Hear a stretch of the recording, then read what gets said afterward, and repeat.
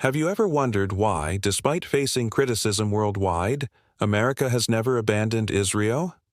I love Israel. I love Israel, they say. It almost feels like after Romeo and Juliet, the world will always remember the love story of America and Israel. But this relationship wasn't always like this. In fact, there was a time when Jews and Christians hated each other. This whole story begins with one man, Jesus. Peace be upon him.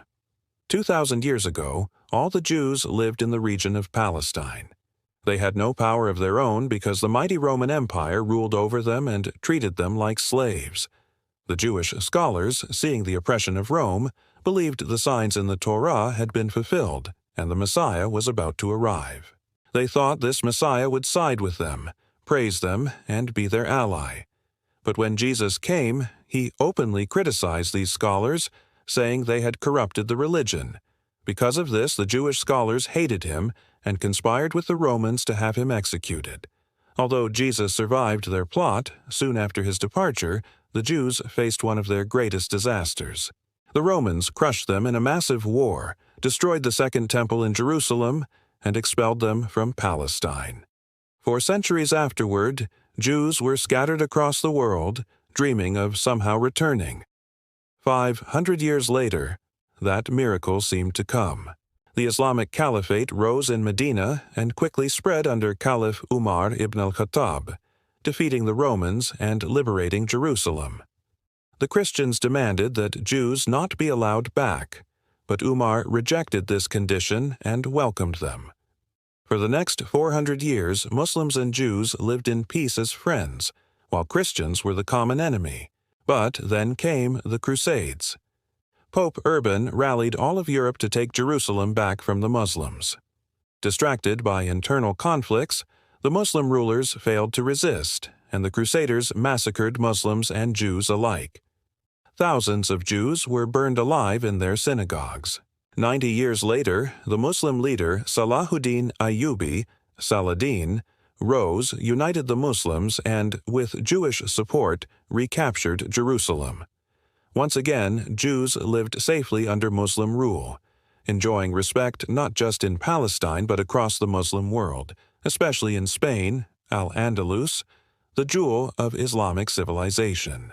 But when Christian kingdoms finally reconquered Spain after 800 years, Muslims and Jews were given two choices: convert to Christianity or leave forever.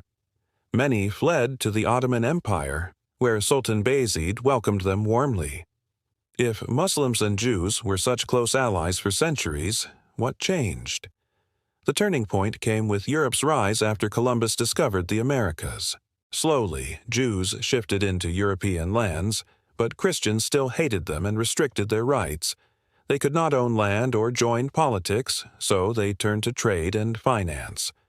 Over time, Jewish moneylenders and bankers became powerful, funding even kings and empires. The Rothschild family eventually built the first international banking system, with branches across Europe.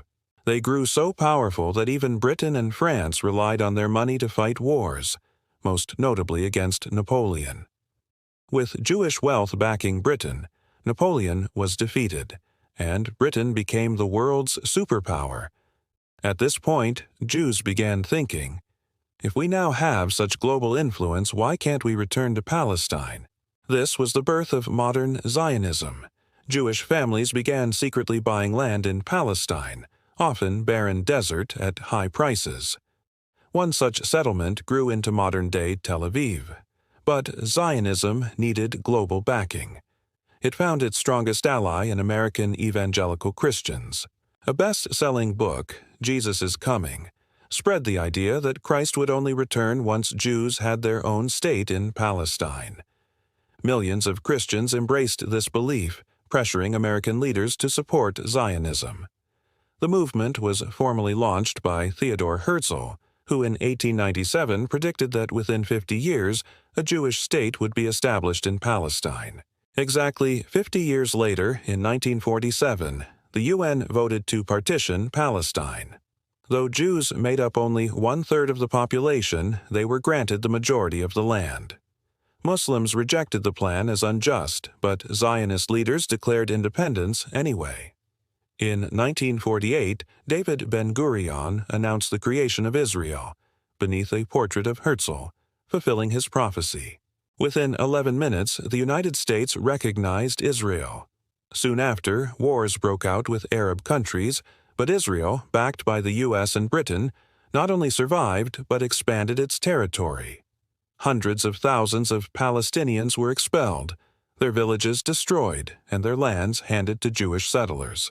Over the decades, Israel has repeatedly used war and force to drive Palestinians from their homeland, ensuring Jewish dominance. And that's how, after 2,000 years, the State of Israel was born.